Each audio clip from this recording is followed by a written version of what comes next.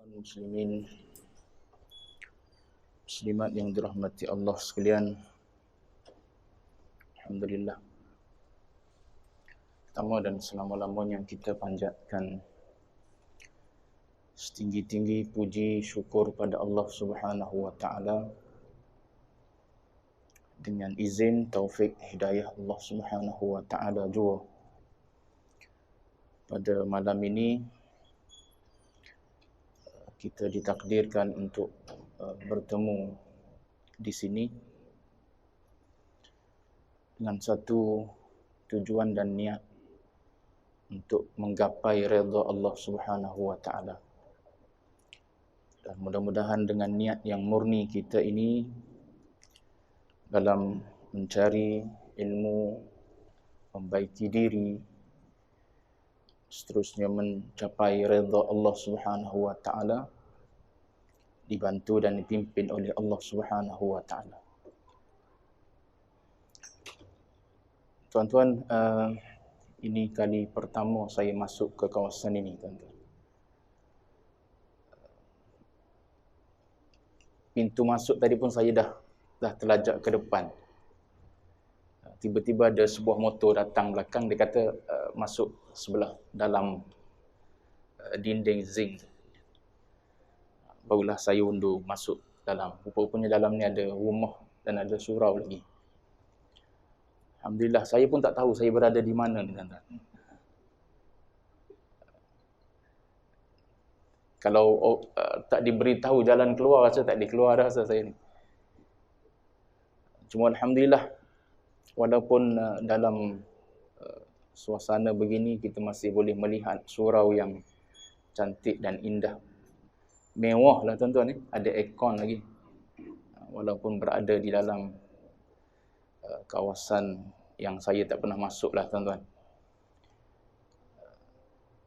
Jadi tuan-tuan, saya diminta untuk membuat pengisian secara bulanan.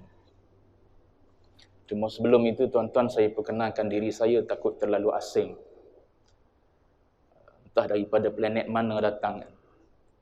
Tiba-tiba duduk di depan nak menyampaikan ilmu. Bukan ilmu juga pun, tuan-tuan, sekadar membaca apa yang ditinggal oleh para ulama kita. Saya diberi nama oleh ayahanda yang tercinta Muhammad Nur Hafizi. 3 patah perkataan. Zaman 76 tu dah 3 patah dah. Biasanya budak zaman hari ni yang 3-4 patah tu tak pelik. Kalau dulu-dulu biasanya sepatah 2 je. Nama orang dulu-dulu. Sebab saya ni pun orang tua dah, tuan-tuan. Tahun 76. Tapi pada masa tu dah 3 patah dah. Jadi anak pun 3 patah, ayah pun 3 patah. Tak muat nak isi borang. Tapi dah itu ketentuan Allah Ta'ala, itulah nama yang diberi. So saya berasal daripada Kelantan. Kalau tuan-tuan pernah sampai di Kelantan, di Tanah Merah, tuan-tuan. Betul-betul di bandar Tanah Merah. Kebetulan ayahanda saya bekerja pada masa itu, sekarang dah pencen lah, tuan-tuan.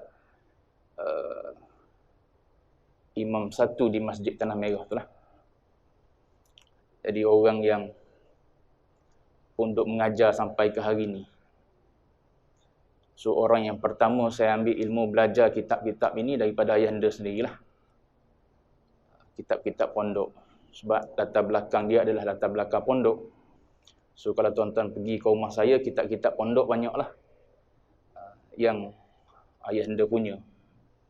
Dan dia masih baca lagi kitab-kitab pondok tersebut. Walaupun dalam usia 80, kalau tak silap saya, 1941. Masih lagi gagah setiap malam ke masjid dan surau yang dijadualkan secara mingguan dan bulanan mengajar. Jadi saya ibarat macam mewarisilah keilmuan ataupun bidang yang beliau telah terokai.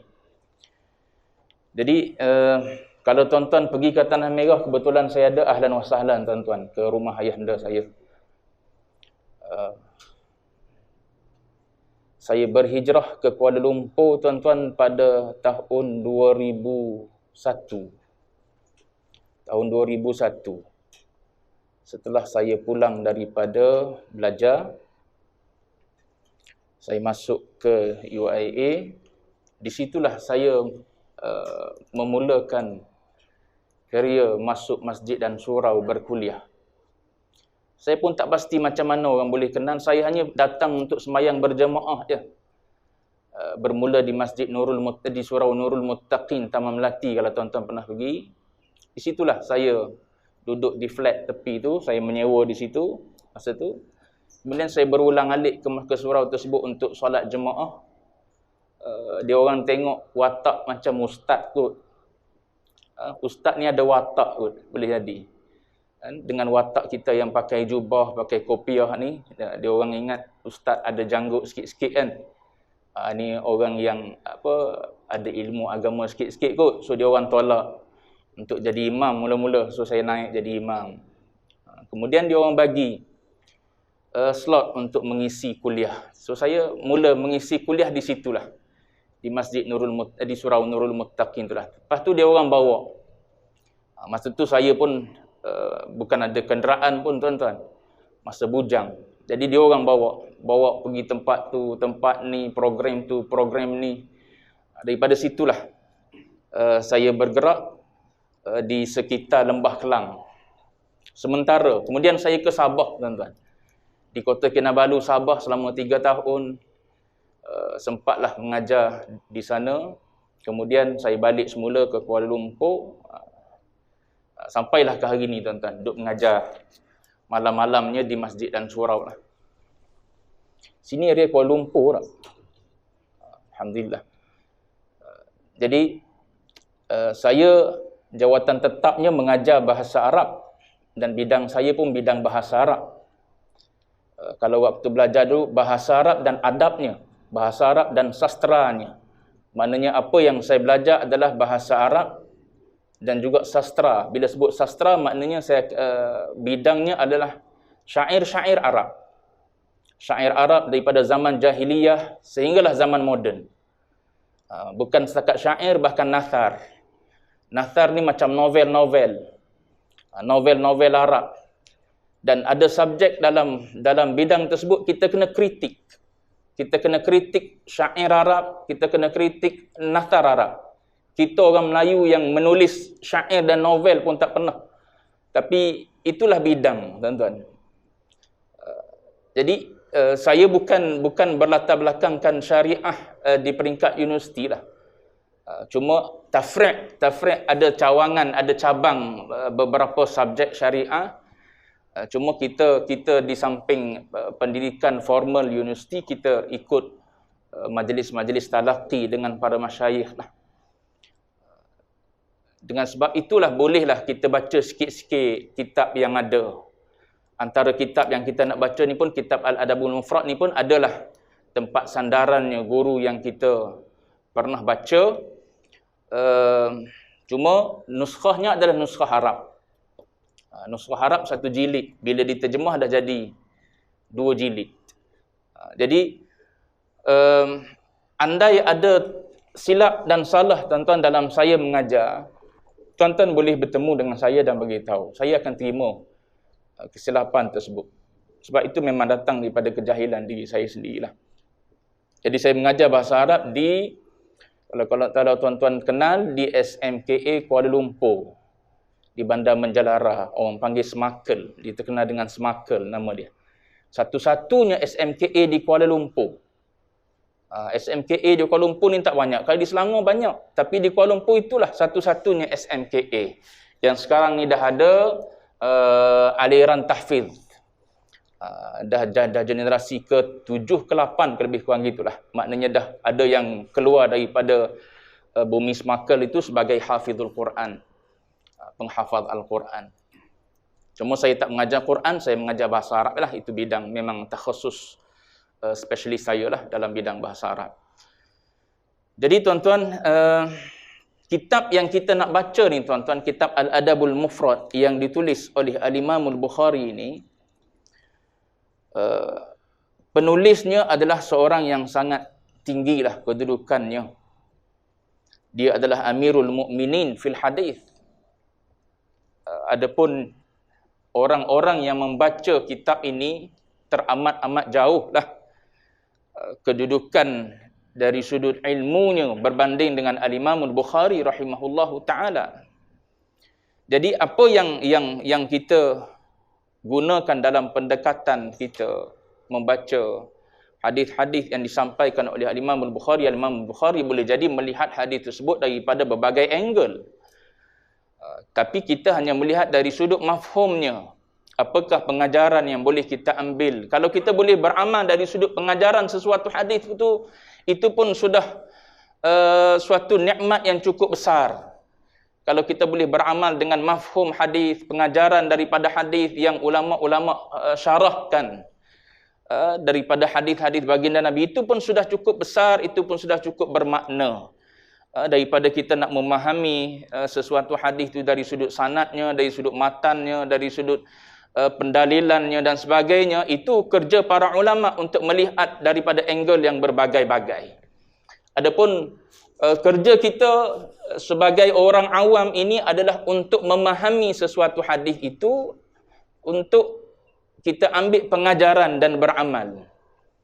Kalau kita fokuskan kepada kitab Al-Adabul Mufrad, maknanya dalam ini isi kandungan yang dihimpunkan oleh Al-Imam Al-Bukhari adalah berkaitan dengan adab. Dan saya memilih untuk membaca kitab Al-Adabul Mufrad ini pun tuan-tuan atas nasihat daripada guru-guru yang mengajar. Terutamanya yang saya ambil ilmu daripada mereka secara talaqi. Antaranya yang pernah saya sebut ialah Syekh Mustafa An-Nadawi yang datang daripada Mesir satu ketika dulu. Diadakan daurah kitab hadis. Maka di antara nasihat beliau mengatakan zaman kita pada hari ini adalah zaman orang ketandusan adab dan akhlak. Beliau bercakap boleh jadi melihat kepada realiti yang ada di Mesir. Tapi itulah juga realiti yang ada di Malaysia. Yang kita boleh lihat, kadang-kadang kita tak tergamak nak baca. Dalam komen-komen satu-satu isu.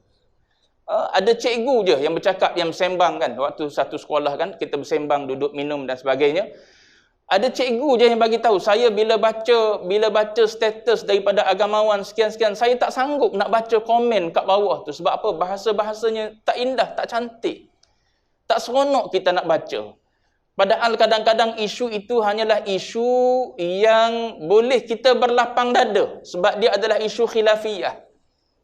Dia adalah isu yang kita nak setuju pun boleh, tak nak setuju pun boleh. So kita boleh berlapang dada. Macam sahabat saudara Aiman tanya saya waktu sebelum saya datang sini. Dia kata surau ni semayang rapat-rapat. Ustaz, macam mana Ustaz? Ustaz nak semayang jauh ke nak semayang rapat? Saya kalau tuan-tuan tak tanya tak ada masalah. Kalau saya datang ke tempat tu semayang rapat, saya masih semayang rapat. Kalau tempat tu semayang jarak, saya semayang jarak. Saya semayang di sekolah. Orang datang duduk sebelah, dekat. Saya tak ada lari. Orang datang duduk jarak, saya tak kata salah. Sebab persoalan itu, persoalan yang jadi perselisihan di kalangan ulama. Yang menyuruh kita jarak itu pun bukan calang-calang orang. Yang kita nak dekat, nak rapat itu pun bukan calang-calang orang juga. So kita orang awam terpulanglah. Kalau kita rasa selamat, kita dekat-dekatkan. Selamat tu selamat dari sudut penyakit tu satu, selamat dari sudut pemantauan satu. Saya bukan apa tuan-tuan, saya bukan fikir diri saya fikir anak-anak kecil. Anak-anak kecil yang andai mereka ni kena diambil oleh ambulans pergi seorang diri, bawa diri. Tuan-tuan tak terbayang macam mana dia orang nak urus diri. Kalau yang pergi ni si tua tak apa tuan-tuan. Dia pandai tahu cari macam mana nak cas telefon, nak bagi tahu pada orang yang ada di rumah. Tapi kalau yang pergi tu anak-anak kecil, yang umur 9 tahun, 8 tahun, 7 tahun, dia orang nak urus diri pun tak pandai. Saya hanya mikirkan budak-budak kecil lah. Sebab dia orang memang tak datang masjid. Kita yang datang kadang-kadang bawa balik. Hari ni ada satu kes di tempat saya kerja. elok-elok, baru semalam sebelum tu duk datang kerja elok-elok, tiba-tiba satu family positif. Walaupun kita tengok dia macam ada konspirasi. Kita tak nafikan juga benda tu.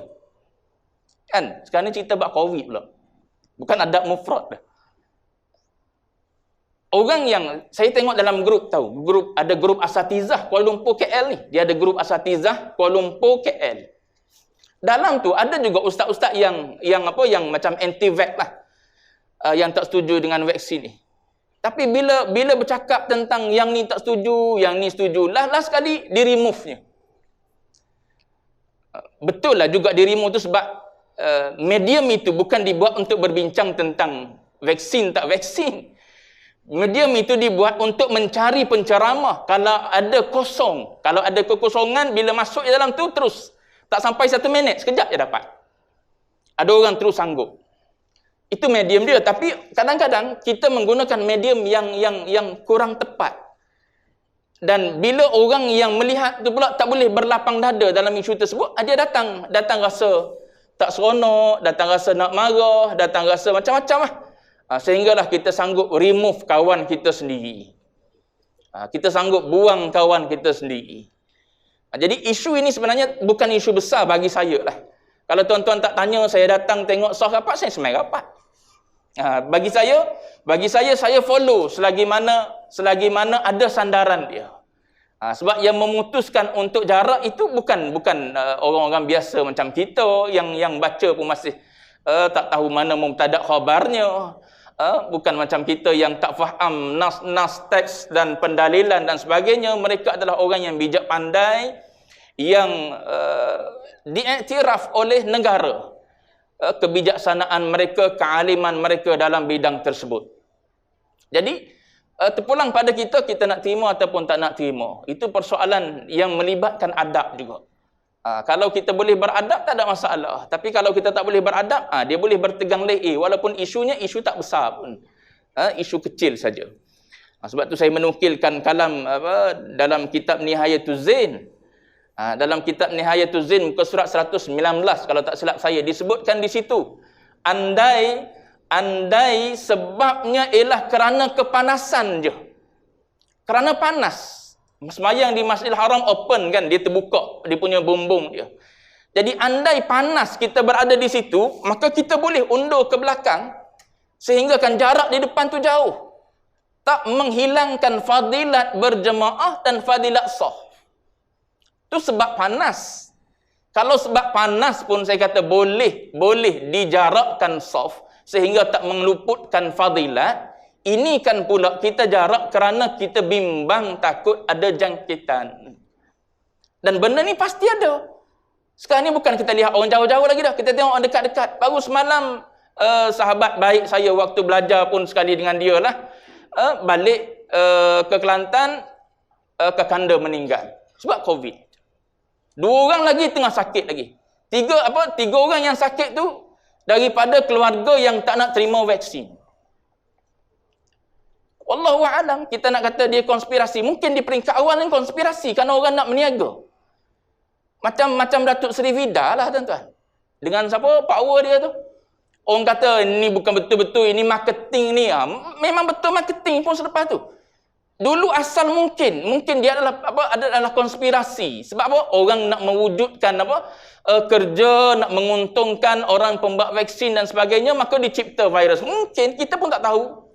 Mungkin, tapi sekarang ni benda tu memang betul-betul ada. Kita lihat orang yang dekat-dekat dengan kita tiba-tiba kena, kemudian memang bila pergi cek memang benda tersebut positif ada. Dan kita sendiri pun kalau cek, kalau kena mungkin kita boleh tengok sendiri double line dan sebagainya tersebut. Jadi bila dah bermula dengan konspirasi, tapi benda tersebut memang dah ada dalam masyarakat kita, so maknanya kita kena terima benda tu ada. Dan penyelesaiannya macam mana? Penyelesaiannya dinasihatkan oleh orang-orang yang berautoriti, begini kaedah dan caranya. Agama mengiya mengesahkan tidak? Agama mengiya dan mengesahkan. So kita follow. Bagi saya gitu ya tuan-tuan. Saya tak paksa tuan-tuan untuk terima ni pendapat saya. Saya hanya berpegang begitu. Bagi saya mudah. apa yang dibuat selagi mana ia diputuskan oleh orang berautoriti, kemudian dia disahkan oleh agamawan pun yang berautoriti, maka saya follow. Cuma kalau tuan-tuan tak nak sependapat dengan saya, itu benda yang khilaf ni kita boleh berlapang dada. Tak ada masalah. Kita tak bergaduh soal-soal tersebut, tuan-tuan. Sehingga kita bermasa muka, kita tarik diri. Tak naklah aku dengan ustaz tu. Ustaz tu orang bukan anti-vaksin, aku anti-vaksin. Terpulang lah. Ini kali pertama dan terakhir oleh hadis saya datang sini. Contoh, tuan-tuan. Itu memerlukan kepada adab. Memerlukan kepada adab dalam kita bercakap, dalam awal-awal dulu saya ingat kadang-kadang tegang leher. Sambil-sambil duduk minum di kantin, tuan-tuan, sebelum kelas bermula. Ada yang anti-vax, ada yang tak anti-vax kan. Kadang-kadang bertegang leher. Mula-mula biasa-biasa je, biasa-biasa dulu sembang. Lepas tu mula nampak berubah muka. Tu tak sedap tu.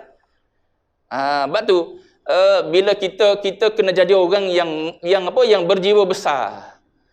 Kita melihat sesuatu yang boleh diperselisihkan, kita terima dia dalam bentuk perselisihan. Kecuali benda yang memang tak boleh diperselisihkan. Maka kita kena terimalah pendapat tersebut. Baik, jadi atas nasihat yang diberi secara umum dalam kuliah oleh Syekh Mustafa An-Nadawi, dia mengatakan bahawa zaman hari ini zaman orang kurang adab. Jadi saya memilih untuk membaca Al-Adabul Mufrad, dan kitab ini saya dah baca baru 2-3 hadis di surau apa nama dia di Danau Kota, tuan-tuan. Tapi bila surau dan masjid ni diambil alih oleh AJK dan pentadbiran lain, maka diorang senyap tak panggil dah. Jadi saya anggap surau tersebut tak berminat lagi lah dengan apa? Dengan cara dan penyampaian saya. Dia ada masjid macam tu. Masa dia nak dipanggil, dia telefon, dia call, dia mesej beberapa kali nak jawapan daripada kita. Bila dia tak nak, dia tak bagi tahu apa sepatah pun. Senyap terus gitu. Itu pun dari sudut adabnya kurang elok lah. Kalau kita nak, sebab bukan kita yang meminta untuk masuk, dia orang yang mencari untuk memasukkan kita ke dalam pengisian masjid dan surau. So sepatutnya bila kita yang jemput, kita dah tak nak lagi kepada ustaz-ustaz tersebut, makna kita kena maklum lah, supaya para asatizah ni maklum bahawa dia sudah tidak tersenarai dalam pemberi pengisian kepada masjid dan surau tersebut. Jadi saya dah baca kitab ni di surau tersebut, surau Jumaat tersebut, cuma baru beberapa hadis dibaca dan sahabat-sahabat kita dah beli kitab ni. Jadi daripada beli tak baca, baiklah kita baca. Kebetulan tempat ni ajak saya untuk bagi pengisian secara bulanan, jadi saya terfikir baiklah kita baca kitab ni. Tak banyak kita dapat pun, sikit pun jadilah. Daripada apa? Daripada himpunan hadis-hadis yang dihimpunkan oleh Amirul Mukminin fil hadis Al-Imam Al-Bukhari rahimahullahu taala. Dan saya tak rasalah Al-Imam Al-Bukhari ni tak ada orang yang tak kenal dia. Rasanya siapa-siapa pun bila sebut Imam Al-Bukhari ni, dia tahulah Imam Bukhari ni adalah seorang yang spesialis dia adalah dalam bidang hadis. Kepakaran dia adalah dalam bidang hadis. Dan kitab hadis yang dihimpunkan oleh Al-Imam Al-Bukhari ni asahhul kutub. Dia adalah sesahih kitab ba'dal Quran, selepas Al-Quranul Karim. Bila sebut sesahih kitab, maknanya bila kita sebut hadis itu daripada Al-Imam Al-Bukhari, hadis sahih pula, maka dia adalah qat'i lah. Dia bukan dhanni dari sudut pendalilannya. Dari sudut pendalilan, maka dia adalah qat'i, bukan lagi dhanni. Itu sahih dan hasan. Baik. Jadi Al-Imam Al-Bukhari asalnya, tuan-tuan, dia menulis kitab sahih dia. Dalam kitab sahih dia tu ada satu kitab tajuk dia Al-Adab. Tajuk dia Al-Adab. Cuma disebabkan oleh Al-Imam Al-Bukhari ni meletakkan syarat untuk dia masukkan hadis di dalam kitab sahih dia tersebut dengan syarat yang ketat. Maka tak kesemua hadis boleh dimasukkan dalam kitab sahih Bukhari. Sedangkan hadis yang ada dalam hafalan dia banyak. Ratus-ratus ribu. Dia sendiri mengakui, dia kata aku menghafal 100,000 hadis sahih. Dan aku menghafal 200,000 hadis yang tidak sahih. Itu maknanya lebih kurang dalam 300,000 hadis yang ada dalam dada Al-Imamul Bukhari rahimahullah taala. Dan hafalan Al-Imamul Bukhari bukan menghafal matan semata-mata matan. Dia menghafal sanad dan matan. Maknanya matan hadis, teks hadis dalam dada dia ada lebih kurang 300,000. Bukan setakat itu, sanad hadis, setiap hadis tersebut daripada siapa ke siapa ke siapa ke siapa sehinggalah sampai kepada Rasulullah hadis tersebut. Maknanya setiap 300 hadis itu diingat oleh Al-Imamul Bukhari tanpa tersalah walau satu. Nak cari kat mana sekarang ni ada orang yang macam ni? Tak ada lah.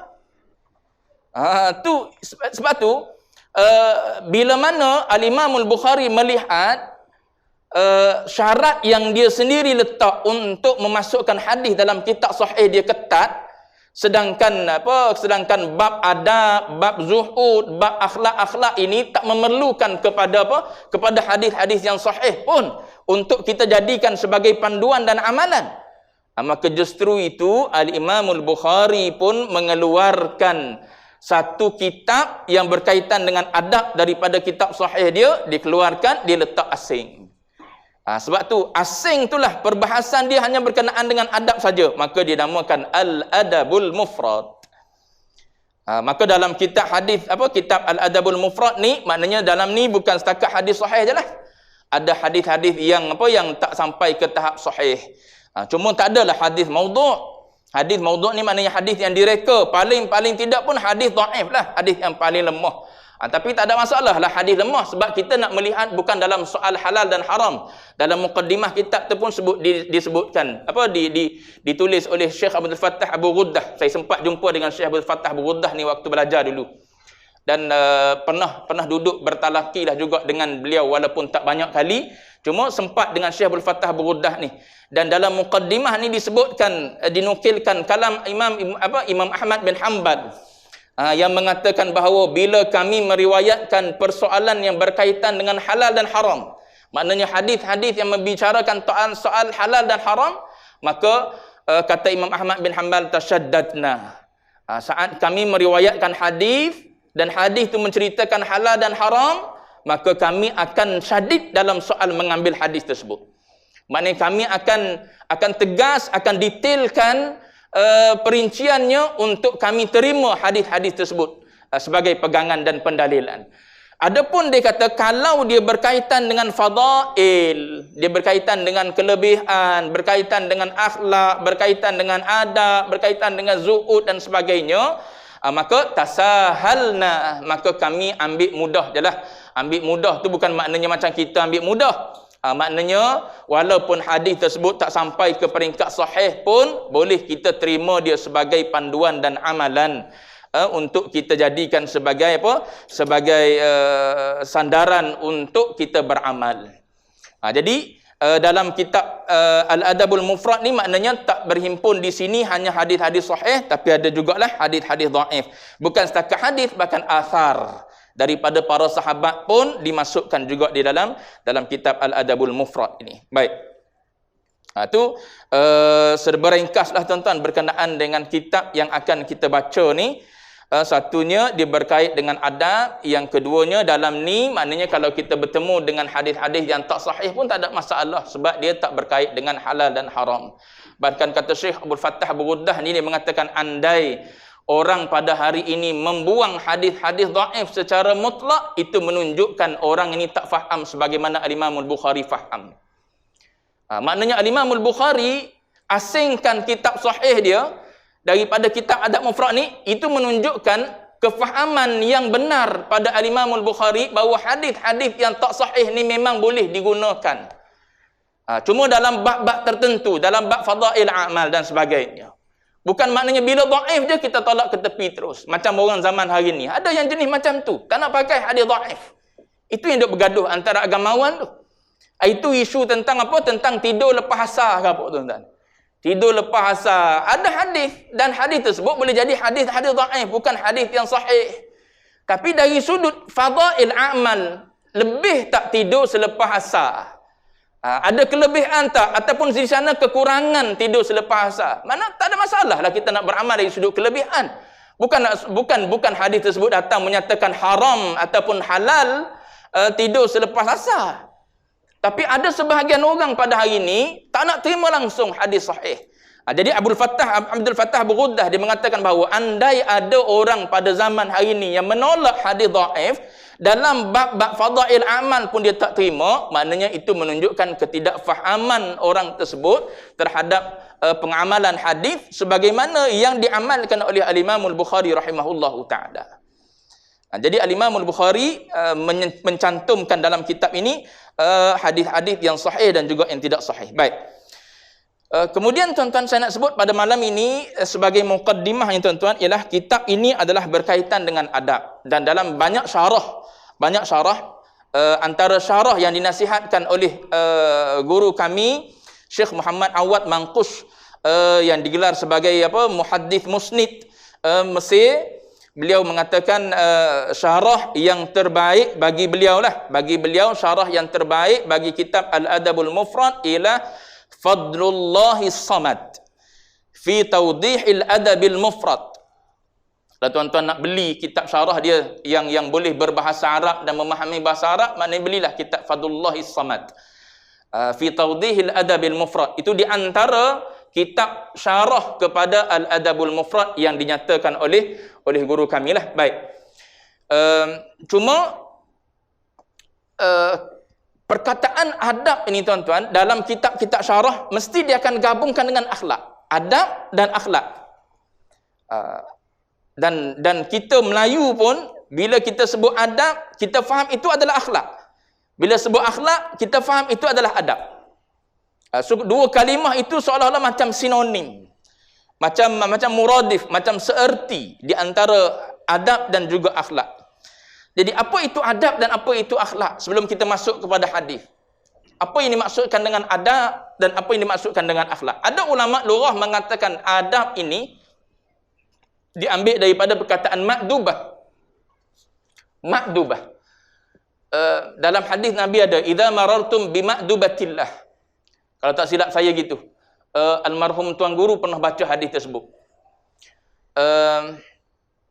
Apabila kamu lalu di ma'dubah Allah. Apa makna ma'dubah? Maknanya suatu hidangan yang dibuat. Hidangan ni bila kita sebut hidangan, maknanya tempat orang akan pergilah. Kan, selepas ni ada makan.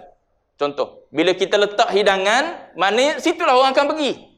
Masuk 5 orang satu talam, 6 orang satu talam dan sebagainya lah. So, talam itu yang ada makanan dalam itu kita panggil ma'dubah. Ataupun majlis kenduri, majlis makan-makan, itu dipanggil ma'dubah. Sebab apa? Tempat orang akan pergi. Orang tahu sini ada jamuan, ada makan, ada majlis, ada kenduri, maka orang akan masuk untuk duduk dan makan. Itu dipanggil ma'dubah. Maka adab ini kata ulama lughah, dia kata diambil daripada ma'dubah itulah. Adab ini dia jadi suatu tumpuan. Dia jadi suatu benda yang perlu, yang penting. Sebagaimana ma'dubah tu perlu dan penting pada seseorang, begitulah juga adab ini sesuatu yang perlu dan penting pada seseorang. Sebagaimana orang bertumpu kepada ma'dubah, begitulah juga orang ini akan bertumpu melihat kepada adab tersebut. Sebab tu Nabi mengatakan, aku diutuskan oleh Allah Ta'ala untuk menyempurnakan akhlak. Addabani Rabbi. Nabi guna perkataan adab juga. Nabi guna juga perkataan akhlak. Innama bu'ithu liutammima makarimal akhlak. Ada ketika Nabi guna addabani Rabbi fa ahsana ta'dibi. Allah Ta'ala yang mengadabkan aku. So adab dan akhlak ini kita boleh faham secara mudahnya, dia adalah melibatkan perbuatan zahir kita yang terbitnya daripada hati sanubari kita. Daripada mana keluarnya adab dan akhlak yang baik ni? Daripada hati sanubari kita. Maknanya daripada qalbun kita, daripada hati kita. Andai hati kita itu hati yang baik, pasti dia akan keluar di zahir kita semua yang baik-baik, yang indah-indah. Nanti saya sebutkan beberapa contoh adab-adab yang indah yang Allah Ta'ala senaraikan dalam Al-Quran. Cuma saya nak sebut di awal ni, kalimah adab ini ulama lughah kata ambil daripada makdubah. So makdubah ni sebagaimana perlu penting, begitulah juga adab ni perlu dan penting. Kita ajar, kita didik anak-anak daripada kecil berkenaan dengan adab ni. Adab hormat orang tua. Orang tua dulu ajar kan gitu. Kita diajar lalu di depan orang tua tunduk. Minta izin. Itu di antara adab orang dulu aja. Tapi hari ni anak boleh jadi tak dapat adab daripada mak ayah kerana mak ayah pun dah tak beradab dah. Bahkan dia dapat perangai-perangai yang tak elok daripada mak ayah dia. Dia duduk dengar mak ayah dia sebut haiwan-haiwan dalam zoo negara. Habis semua dalam zoo negara mak ayah dia sebut. Tu seolah-olah macam zikir dah. Seolah-olah zikir mak dan ayah pada hari ni. Maka anak-anak duduk dengar mak ayah sebut kalimah-kalimah tersebut, maka itu pun jadi zikir dia. Jadi sebutan yang biasa di lisan dia. Jadi, persoalan itu perlu dikembalikan. Ataupun adab itu perlu kita kembalikan. Perlu ajar balik. Saya pernah jumpa ada seorang hamba Allah cerita. Dalam keluarga dia. Dia kata, keluarga isteri saya, Ustaz. Keluarga isteri saya diajar oleh mak dan ayah dia bercakap perkataan aku ni kasar. Saya guna perkataan aku antara adik-beradik. Dia perkataan aku ni kalau orang tu jarang orang yang baru kita bersua, kita terus guna aku macam kasar. Kita akan guna saya dulu, saya, awak, tapi bila makin akrab persahabatan kita guna aku kau pun dia tak rasa kasar. Saya tak tahulah kalau Kuala Lumpur. Tapi adik-beradik ni memang akrab kan. Kalau aku kau pun, aku mu pun, dia tak ada masalah. Tapi dia kata, sebelah isteri saya, mak ayah dia, kalau adik-beradik ni terkeluar kalimah aku kau, dia boleh tepuk mulut anak dia. Sebab tu dia tak akan guna kalimah aku dan kau. Dia akan guna istilah gelaran. Abang, kakak, adik.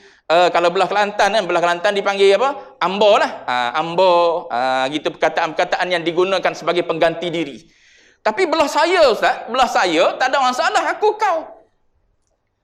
Aku dan kau ni biasa je adik-beradik. Jadi bila nak didik anak itu, yang mana yang lebih baik? Adakah nak ambil yang kita, yang aku kau, ataupun nak ambil yang belah bini kita, yang apa, yang lebih sopan, yang kita boleh nilai sendiri, kita rasa itu lebih sopan. Membiasakan diri dengan abang kalau kakak dengan kakak, kalau adik dengan adik nama dia. So maknanya ambil yang tu. Tapi bagi kita yang tak kisah. Apa gelaran pun kita panggil. Mangkuk ayun pun kita guna. Mangkuk boleh jadi gelaran. Mangkuk elok-elok duduk kat dapur, tak bersalah pun. Entah apa pula jadi mangkuk, dah lah mangkuk hayun pula. Tu kadang-kadang kita boleh dengar kalimah-kalimah tu bukan daripada anak-anak yang tak dapat didikan yang sempurna. Kadang-kadang saya duduk di sekolah agama pun kalimah tu saya dengar. Sebab daripada mana mereka dapat? Kita pun tak tahu. Boleh jadi mak ayah dah didik dengan betul, tapi bila mereka masuk ke sekolah, bertemu dengan kawan-kawan, semua tu adalah faktor-faktor luaran yang menyumbang kepada seseorang itu berakhlak, bercakap dalam keadaan beradab ataupun tak beradab. Cuma saya nak sebutkan tadi ialah zaman kita ni memang zaman orang yang ketandusan akhlak lah. Sebab tu dalam syair disebut innamal umamul akhlaqu ma baqiyat fa in dhahabat akhlaquhum dhahabu. Umat ini kalau kita nak supaya dia terus-terusan bangkit, maka salah satu benda yang perlu kita lihat ialah adab. Innamal umamul akhlaqu ma baqiyat. Andai kekal akhlak ada pada umat ini, maka umat ini akan terus bangkit, terus maju. Fa in dhahabat akhlaquhum dhahabu. Tapi kalau hilang akhlaknya, maka akan runtuhlah umat tersebut ataupun bangsa tersebut. Itu penyair pernah sebut. Jadi adab ini dia lebih kepada sesuatu yang sangat-sangat dititik beratkan. Sebagaimana makdubah tadi perlu kepada tubuh badan kita untuk kita makan, maka adab ini adalah makanan rohani kita lah. Ibaratnya begitu. Satu. Yang kedua, kalau kita faham adab ini dengan akhlak. Akhlak ni apa akhlak? Akhlak ni didefinisikan oleh Al-Jurjani. Al-Jurjani mengatakan akhlak ini ialah ibaratun min hay'atun lin nafs. Dia adalah ibarat kepada keadaan yang ada dalam jiwa kita. Dan dia adalah rasikhah. Dia adalah tetap dalam jiwa tersebut. Maknanya andai adab dan akhlak itu yang kukuh dalam jiwa kita itu, bila dia keluar dalam bentuk beradab juga. Contoh yang diberi ialah contoh. Tabung pada hari Jumaat lalu kan. Tabung pada hari Jumaat akan lalu. Kita pergi sembahyang Jumaat mesti lalu tabung. Sama ada orang tengah baca khutbah kata tabung tu lalu, ataupun sesudah orang baca khutbah kan. Sekarang ni dah banyak perubahan dah. Kalau dulu tengah-tengah orang baca khutbah tu tabung lalu. Sekarang ni orang makin belajar, orang dah tak mengganggu lagi orang yang sedang mendengar khutbah itu dengan tabung. So dia tunggu selepas habis orang semayang je, maka akan bergeraklah orang-orang yang ditugaskan, AJK yang ditugaskan untuk bawa uncang tu, untuk kutip. Baik, saat tabung ataupun uncang tu lalu depan kita, adakah kita berfikir sebelum kita menghulu? Kalau kita berada dalam keadaan berfikir untuk hulu, maknanya dia belum jadi akhlak lagi dalam hati kita, sifat pemurah tersebut. Itu yang didefinisikan oleh Al-Jurjani. Dia mengatakan, andai dia dah jadi akhlak, dia adalah sesuatu yang tetap dalam diri dan dia boleh keluar daripada diri kita dengan mudah tanpa perlu fikir. Tanpa perlu kepada kita berfikir dulu, aku nak bagi ke tak nak bagi? Bagi tak semestinya banyak. 10 sen, 20 sen, asal bagi. Tapi kadang-kadang, bila dia tak jadi akhlak, nak bagi 10 sen pun susah. Nak bagi 20 sen pun susah. Sebab apa? Dia belum jadi akhlak. Akhlak pemurah tu belum ada. Tapi kalau dah jadi akhlak pemurah, dia tak berkira dah lah dengan apa yang dia nak bagi. Nilai tu dia tak ada kira dah. 20 sen, 10 sen, RM1, RM2, RM5, RM10, RM50, RM100, itu keluar daripada tangan dia dengan mudah tanpa dia berfikir. Itu maknanya akhlak kepemurahan tu dah sebati dengan dia. Dah azan dah. Baru bicara tentang definisi. Saya nak sebut contoh satu lagi. Satu lagi dibagi contoh ialah contoh sifat sabar contoh. Kan? Contoh sifat sabar. Kalau kita berhadapan dengan situasi sehingga kita perlu berfikir, aku nak sabar ke tak nak sabar? Itu maknanya belum jadi akhlak. Belum jadi akhlak. Sebab tu perkataan yang biasa kita dengar, sabar saya ada batas, ada had. Itu salah. Sabar ni tak ada batas, tak ada had. Tapi kita kena faham, bukan bermakna kita bersifat dengan sifat sabar, kita tak boleh bertindak. Tindak itu diajar oleh syariat zahir. Kita nak buat laporan polis ke, kita nak pergi jumpa dengan mak ayah dia ke, kita nak nasihat ke, itu selagi mana dia dibenar oleh syariat fiqh zahir, maka teruskanlah, tak ada masalah. Kita buat itu boleh jadi pahala. Kita laporkan kepada polis supaya bertindak kepada orang tersebut. Kerana kita tengok dia merompak dengan mata kepala kita sendiri, kita tengok dia mencuri dan sebagainya. Itu boleh jadi pahala sebab apa? Menyekat orang yang melakukan zalim.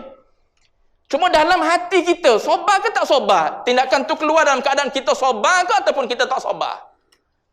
Boleh jadi saat itu keluar dalam keadaan kita marah, dalam keadaan kita dendam, dalam keadaan kita hasad. So dia belum jadi sabar.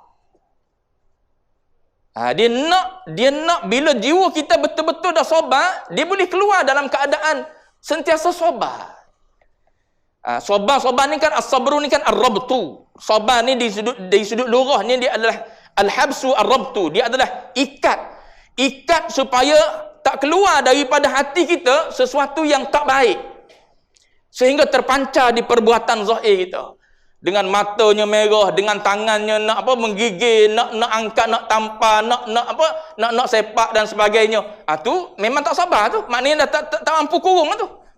Tapi kalau orang mampu kurung sifat marah dia, maka tak nampak. Walaupun dia nak marah. Kadang-kadang kita orang awam ni marah kita bukan soal agama dah. Marah Nabi. Nabi pun marah. Marah Nabi dari sudut apa? Orang bincang bab marah Nabi. Nabi marah pada bahagian-bahagian apa? Adakah bahagian yang melibatkan diri dia pun Nabi marah juga? Tak ada. Orang Nabi marah bila mana agama dia. Bila agama itu dipermain, ditolak, ditentang, itu sifat marah yang kena pada tempat dia. Dan sifat marah yang ada pada Rasulullah bukan terbit daripada madmumah sehingga menjadi cela, tidak. Tapi dia tetap sifat terpuji. Sebab tu saya pernah sebut waktu baca kitab Penawar dengan Babazi, dia kata sifat marah ni kadang-kadang bila dia terpuji, andai kita tak ada, wajib kita kena cari. Waktu dia terpuji, kita kena zahirkan kemarahan kita. Zahirkan kemarahan, zahir tu mesti dengan garis panduan yang dibenarkan oleh syarak. Kadang-kadang kita terlebih daripada yang dibenarkan oleh syarak. Anak hanya tersalah. Itu saya terbaca ada orang share dalam Facebook. Dia cerita pengalaman dia zaman kanak-kanak lah, zaman kanak-kanak, zaman kecil-kecil ni kan. Dia kata ayah bawa pi makan kat kedai, dia kata. Budak-budak biasa tuan-tuan, kadang-kadang dia duduk tak senyap di kedai, makanan yang dimakan tu tumpah, jatuh. Dia kata dia masih ingat lagi ayah dia pada masa tu marah kat dia, suruh dia ambil makan yang atas lantai tu. Itu dah luar batasan lah tu. Adakah marah pada masa itu marah yang tercela ke puji? Cela. Kesilapan itu bukan kesilapan yang disengajakan kadang-kadang. Dan kesilapan itu apatah lagi daripada datangnya daripada seorang anak yang sedang dalam proses belajar. Tapi kita mengukur anak itu seolah-olah macam kita yang dewasa. Kita yang dewasa memang duduk kat kedai sopan je duduk. Tapi dalam sopan tu pun kadang-kadang tak sedar juga terlanggar tangan tumpah juga air. Tapi bila kita buat, kita tak marah. Kita tertumpah, kita tak marah. Anak tumpah, kita marah. Adil ke kita berakhlak macam tu dengan anak kita? Waktu tu, sabar tu perlu. Sebab, andai dia keluar, itu cela. Dia cela oleh agama. Sebab tu, sahabat-sahabat yang kecil, yang bersohbah dengan Rasulullah daripada kecil, menceritakan, aku tak pernah melihat Rasulullah menjeling padaku dengan jelingan marah. Sebab apa? Ini anak kecil yang masih belajar, yang perlu kena bimbing. Paling-paling tidak ambil anak tersebut, letak, bagi tahu pada dia, kita kat kedai ni, kat kedai orang ni, barang orang semua nanti rosak dan sebagainya. Cakap dengan elok, itu lebih masuk dalam jiwa seorang anak.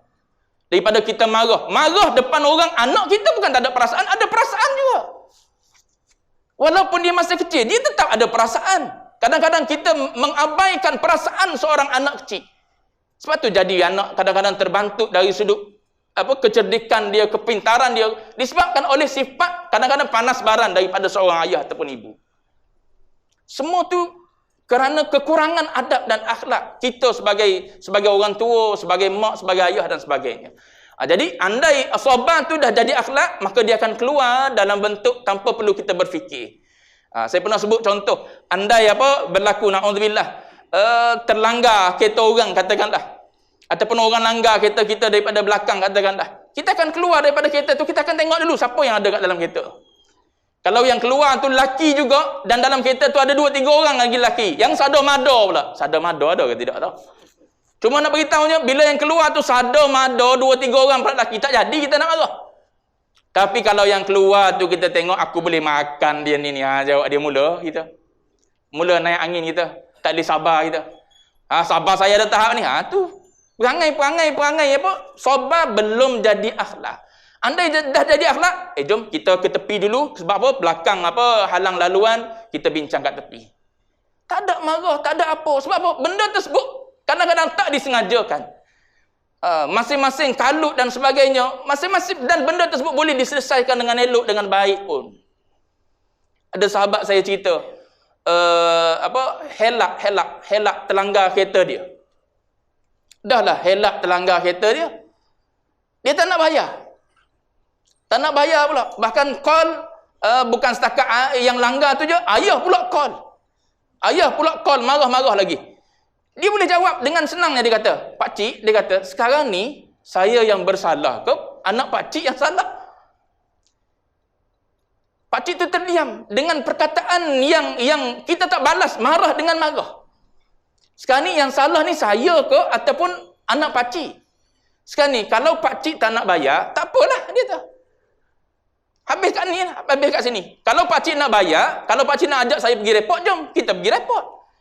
Kalau pakcik nak bawa pergi kedai, nak nilai berapa kerugian saya, jom kita pergi kedai. Tapi kalau pakcik kata tak nak bayar, okey sudah. Saya nak claim secara senyap-senyap pun boleh, saya tak nak claim pun pulang pada saya. Tapi dia memilih untuk tak klaim. Dia buat sendiri. Itu nak beritahu, orang boleh duduk dalam keadaan macam tu bila dia sempat berfikir. Bila dia ada akhlak-akhlak tertentu dalam diri dia. Tapi bila akhlak tu tak ada dalam diri kita, kadang-kadang benda simple kecil je, tak ada apa pun. Bini hanya terlanggar tepi pagar sikit, terguris je pun, bukan kemek pun. Allah, 10 hari dia sebut yang sama lagi. Soalan akhlak dan adab, tuan-tuan. Andai kita boleh beradab dengan sesiapa pun, orang akan senang dengan kita semua. Pilah duk mana. Sebab tu sahabat Nabi senang dengan Rasulullah. Sebab manusia yang paling beradab. Tak ada sayyidul muaddabin Rasulullah. Orang yang paling beradab ialah Rasulullah sallallahu alaihi wasallam. Jadi tuan-tuan, itu sebagai mukaddimah untuk kita kenal apa itu adab dan apa itu akhlak. Mudah-mudahan kita kenal akhlak dan adab. Dalam ni banyaklah adab-adab berkenaan dengan ini dan sebagainya. Boleh kita ambil dan jadikan sebagai panduan untuk kita usahakan supaya dia jadi sebagaimana akhlak baginda Nabi SAW. Jadi tuan-tuan, untuk malam ini sekadar itu dulu. InsyaAllah kalau ada panjang usia dan sebagainya, maka kita akan sambung lagi pada bulan depan insyaAllah. Jadi wallahu alam wa ilmuhul atam. Kita selawat sikit. Sallallahu rabbuna ala nuril mubin Ahmad al-Mustafa sayyidil mursalin. Allahu rabbuna ala nuril mubin Ahmad al-Mustafa sayyidil mursalin. Sallallahu rabbuna ala nuril mubin Ahmad al-Mustafa sayyidil mursalin wa ala alihi wa sahbihi ajma'in wa ala alihi wa sahbihi ajma'in.